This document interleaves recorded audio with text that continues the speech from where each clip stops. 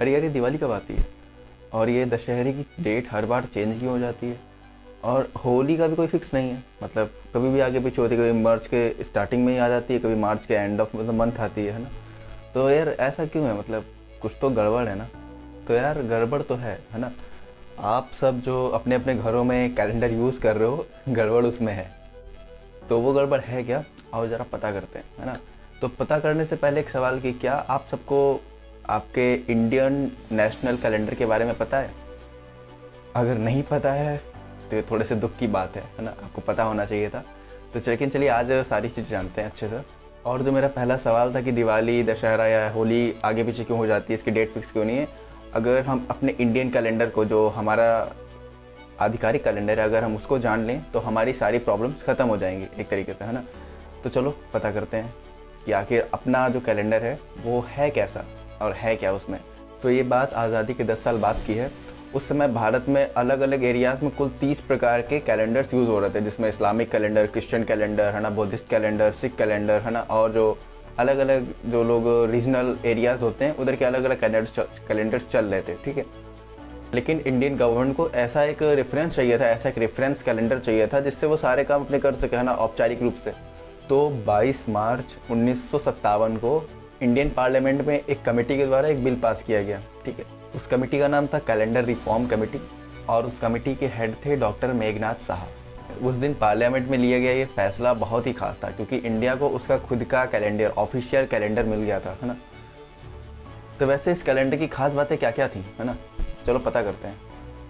पहली जो खास बात थी वो ये थी कि इसके सारे महीनों के जो नाम हैं वो हिंदू कैलेंडर के महीनों के नाम के अकॉर्डिंग थे, जैसे कि ज्येष्ठ, आषाढ़, सावन, भादव, इस टाइप से, है ना। तो इस तरीके से इसके सारे महीनों के नाम दिए गए थे।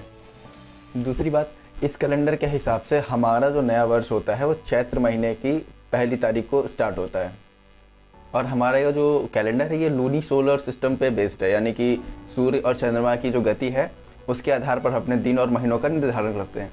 और जो अभी हम लोग लोकल जो कैलेंडर यूज़ करते हैं, ग्रेगोरियन कैलेंडर, जो इंग्लिश कैलेंडर है हमारा, है ना, बेसिकली उसमें कोई रेफरेंस नहीं होता है, बस 1 2 3 4 चालू हो जाता है कभी कहीं से भी। तो उसके हिसाब से अगर हम बात करें तो 22 मार्च से हमारा जो इंडियन कैलेंडर है उसकी शुरुआत होती है, नए वर्ष की शुरुआत 22 मार्च से होती है, ठीक है। और जैसे कभी कभी जो लीप ईयर्स आते हैं, लीप ईयर में क्या होता है कि एक दिन पहले से ही हमारे जो कैलेंडर है उसकी शुरुआत हो जाती है, यानी कि नॉर्मली अगर 22 मार्च से हमारा जो न्यू ईयर स्टार्ट होता है तो उसमें क्या होगा, लीप ईयर में एक दिन पहले से, यानी कि 21 मार्च से ही हमारा जो न्यू ईयर है वो स्टार्ट हो जाता है, ठीक। अब बात करते हैं हमारे कैलेंडर का वैसे नाम क्या है। तो हमारे कैलेंडर का नाम है शक कैलेंडर, या फिर शक संवत, या फिर शाका कैलेंडर, कुछ भी बोल सकते हैं, है ना। तो वैसे हमारे जो कैलेंडर का इतिहास है बहुत गजब का इतिहास है ना, बहुत ही सुन के मजा आ जाएगा आपको। तो इसकी स्टोरी कुछ ऐसी है कि आज से लगभग 2000 साल पहले, है ना, जीसस के भी आने से पहले 78 BC की बात अगर हम करें, उस टाइम पे जो भारत में जो डायनेस्टी थी, है ना, वो थी सातवाहन डायनेस्टी, है ना। सातवाहन नाम का एक साम्राज्य था, तो उसमें एक राजा हुए थे, उनका नाम था शालीवाहन। तो शालीवाहन जो राजा थे वो बहुत पराक्रमी थे, ठीक है। तो उन्होंने ऐसी स्टोरीज हैं कि विक्रमादित्य, जो महाराजा विक्रमादित्य थे, उनको पराजित किया था। तो उस विजय के उपलक्ष्य में ये जो कैलेंडर है इसकी शुरुआत करी गई, है ना। और कुछ स्टोरीज ये भी कहती हैं कि उस दिन ये जो राजा है इनका जन्म हुआ था, है ना। तो थोड़ा सा कंट्रोवर्शियल है, लेकिन ये स्टोरीज आती है ना कि मतलब जो हमारा जो कैलेंडर है, जो शक संवत, जो अभी ऑफिशियल यूज में लाया गया है, मतलब इसका इतिहास काफ़ी पुराना है और काफ़ी गौरवान्वित महसूस कराने वाला है। और जो हमारे कैलेंडर का सिस्टम है, जो रूली सोलर सिस्टम है ना, सूर्य और चंद्रमा के जो पोजीशंस के अकॉर्डिंग जो हमारा कैलेंडर डिसाइड होता है, तो ये इसका जो अगर हम शास्त्रों में रेफरेंस देखें तो ऋग्वेद में ऐसा रेफरेंस मिलता है ना, कि ऋग्वेद में भी मतलब वैदिक काल में ऐसे कैलेंडर्स यूज होते थे जो कि लूली सोलर सिस्टम पे बेस्ड थे। यानी कि इससे हम ये अनुमान लगा सकते हैं कि उस समय पे हमारा जो एस्ट्रोनॉमिकल साइंस है कितना एडवांस रहा होगा, है ना, कितने तीक्ष्ण बुद्धि वाले लोग रहे होंगे उस समय पे। ये जो कैलेंडर है हमको मौर्य और गुप्त साम्राज्य का जो स्वर्णिम काल था उसकी याद दिलाता है ना।